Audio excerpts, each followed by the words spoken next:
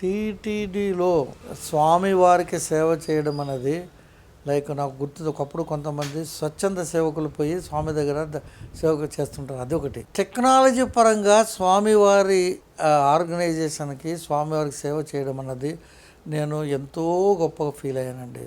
దానికి ఫస్ట్కు ముఖ్య కారకులు ఏంటంటే ఘట్టంనేని శ్రీనివాస్ అని, ఇప్పుడు ప్రజెంట్ ఐపీఎస్ ఆఫీసర్. ఆయన టీటీడీలో విజిలెన్స్ ఆఫీసర్గా ఉండేటప్పుడు ఆయన చూశారు నా అనుభవం. టీటీడీకి కూడా ఈ యొక్క కమ్యూనికేషన్ వ్యవస్థ ఉందండి. వాళ్ళకి వాకీ టాకీస్ ఉన్నాయి. ఎందుకంటే తిరుమలలో కూడా క్రైమ్ కంట్రోల్ కావచ్చు అన్నిటికీ. అక్కడ ఆయన ఏమనుకున్నాడు, గుణశేఖర్ రెడ్డి అనుభవంతో మనం టీటీడీని కూడా ఆధునిక కమ్యూనికేషన్ని మోడర్నైజ్ చేద్దాము అనే ఉద్దేశంతో ఈవోకి చెప్పి ఆయన రికమెండ్ చేయడంతో నాకు టీటీడీ నుంచి అఫీషియల్గా టీటీడీ కమ్యూనికేషన్ కన్సల్టెంట్గా అఫీషియల్గా అపాయింట్మెంట్ చేస్తూ, చూడండి వాళ్ళు ఇచ్చిన పరీక్షని ఎలా అనుకుంటే నేను మర్చిపోలేను. ఒకటేమో అఫ్కోర్స్ నాకు ప్రతి ఒక్క విజిట్కి కన్సల్టెంట్ కాబట్టి నెలకు ఒకసారి వర్క్ని బట్టి నేను విజిట్ చేయాలి. అట్లా నెలకు మినిమం ఒకసారి అండి. ప్రతి ఒక్కసారి ఫ్లైట్ ఛార్జెస్ టీటీడీ బేర్ చేస్తారు. అది కాకుండా నాకు చాలా నచ్చింది ఏంటంటే విఐపి బ్రేక్ దర్శనం కూడా అందులో రాస్తారు. ప్రోటోకాల్ దర్శనంలాగా నాకు ఇవ్వడం జరిగింది. దాని తర్వాత రెమ్యునరేషన్ ఏమి ఇచ్చారని ఆ మాట మాత్రం నేను ఎప్పుడు అడగలేదు. స్వామి దగ్గర ఏమి ఇచ్చినా అది నేను తీసుకున్నాను. తర్వాత క్లెయిమ్ చేసేవారమండి, తీసుకున్నాను.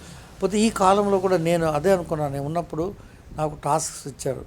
నేను అప్పుడు ఏమైందంటే ఒక పెద్ద ప్రాజెక్ట్ అండి, అది చాలా ఇంపార్టెంట్. ఎందుకంటే ఈ యొక్క సీసీటీవీ సర్విలెన్స్ కెమెరాస్ అవుట్డేటెడ్ ఉండేవి. మొత్తం కేబుల్స్ రన్ చేసి మొత్తం దాన్ని చెప్పాలంటే సాలిపుర గూళ్ళలాగా దేవుడు ఇదంతా ఉండేది. అవంతా ఏం చేయాలనుకున్నామంటే వైర్లెస్, ఇప్పుడంతా మీరు చూసారంటే చూడండి మా ఇంట్లో వైఫై కెమెరాస్ వచ్చేసినాయి. సో కాబట్టి అవి మోడర్నైజ్ చేసి వైర్లు ఎంత తీయాలనేది ఒక్కొక్క సబ్జెక్టు. దాని మీద ప్రాజెక్ట్ రిపోర్ట్ ఇచ్చామండి. ఇది కాకుండా ఈ క్రిమినల్స్ని మనం ఐడెంటిఫై చేసుకుంటే వాళ్ళ మోషన్ పట్టుకోగలుగుతుంది, మూవ్ అయితే పట్టుకోవచ్చు. ఇట్లాగా వాటి మీద దట్ మీన్ సీసీటీవీ నెట్వర్క్ని మోడర్నైజ్ చేయడానికి ప్రాజెక్ట్ ఫస్ట్ నాకు ఆయన ఇచ్చారు. అది ప్రాజెక్ట్ కొంచెం టైం తీసుకుంటుంది. అది నేను చేస్తూ వచ్చాను.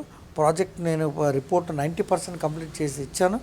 బై దట్ టైం నాకు 1 year పీరియడ్లో నేను బయటకు వచ్చాను. నేను అదైతే 90% ప్రాజెక్ట్ కంప్లీషన్ ఇచ్చాను. ఇప్పుడు ఆల్రెడీ వాళ్ళు దాన్ని టేకప్ చేశారు. రెండోది ఏంటంటే అక్కడ మాకు రేడియో వాకీ టాకీస్ ఉంటాయి. అవి అనలాగ్ అంటారు. డిజిటల్, మీకు తెలుసు కదా, డిజిటల్లో సిగ్నల్ స్ట్రెంగ్త్ బాగుంటుంది, సెక్యూర్. డిజిటల్ రేడియోస్ కూడా కొనాలనేది ఒక ప్రాజెక్ట్. దాంతో నేను అది కూడా ఆ ప్రాజెక్ట్ అయితే కంప్లీట్ చేయగలిగాను. ఒక 200 sets డిజిటల్ రేడియోస్ మనం టీటీడీకి ప్రొక్యూర్మెంట్ చేయగలిగినాం. వాకీస్ టాకీస్ నా పీరియడ్లో అది ఒక కంప్లీట్ చేయగలిగాను. ఈ ప్రాజెక్ట్ నేను ఏదైతే స్టార్ట్ చేశానో ఇప్పటికి కూడా టీటీడీ దాని మీద ఎంతో ప్రాముఖ్యత ఇచ్చారు.